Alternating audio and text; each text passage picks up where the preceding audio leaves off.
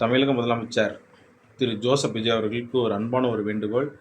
இப்போ தலைமுறையாக இருந்த எம்எல்ஏக்கள் ஏடிஎம்கே, டிஎம்கே இருந்த எம்எல்ஏக்கள் பூரா சுத்தமாக வாஷ் அவுட் பண்ணிட்டீங்க.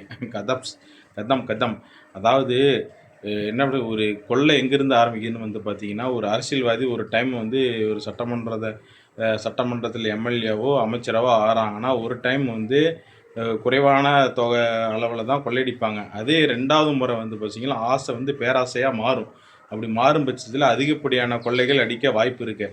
அதனால் பார்த்தீங்கன்னா, இனி வரும் அடுத்தடுத்த காலங்களில் பார்த்தீங்கன்னா, அடுத்த 5 வருடத்திற்கு பழைய சட்டமன்ற உறுப்பினர்களை தவிர்த்து புதிய சட்டமன்ற உறுப்பினர்களை, அதான் அடிமட்ட தொண்டர்கள் போன்ற ஒரு நிர்வாகிகளை ஒரு வேட்பாளராக நியமனம் பண்ணி அவர்களை வெற்றி வாகை சூட வைத்து அவர்களையும் அரியணையில் ஏற்றி அமர வச்சு ஒரு அழகு பார்க்கலாம்னு சொல்லி என்னோட ஒரு முதன்மையான கோரிக்கை.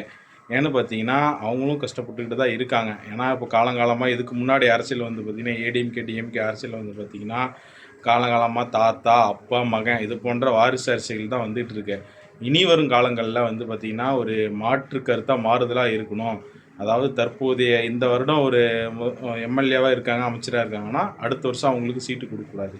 வேறு ஒரு வேட்பாளரை தேர்ந்தெடுத்து, அதாவது கஷ்டப்படுற குடும்பத்தில் இருக்கிறவங்களுக்கு வேட்பாளரை தேர்ந்தெடுத்து அவங்கள முன்மொழிஞ்சு அவங்கள நிற்க வச்சு ஒரு அரியணை ஏற்றி அவங்களுக்கும் அழகு பார்க்கலாம். ஏன்னா அப்படி செய்யும் பொழுது அவன் கொள்ளையடிக்கிற எண்ணம் யாருக்குமே இருக்காது. புதுசாக போகிறவங்களுக்கு கொள்ளையடிக்கிற எண்ணம் இருக்காது. பரம்பரையாக அரசியலில் ஊறி போயிருக்காங்க பார்த்தீங்களா, அவங்க தான் கொள்ளையடிக்கணும், திருடணும்னு சொல்லி எண்ணம் வரும். ஆகையால் இந்த திட்டத்தை செயல்படுத்தி தமிழ்நாட்டை முன்னேற்றணும்னு சொல்லி நான் தெரிவிச்சுக்கிறேன்.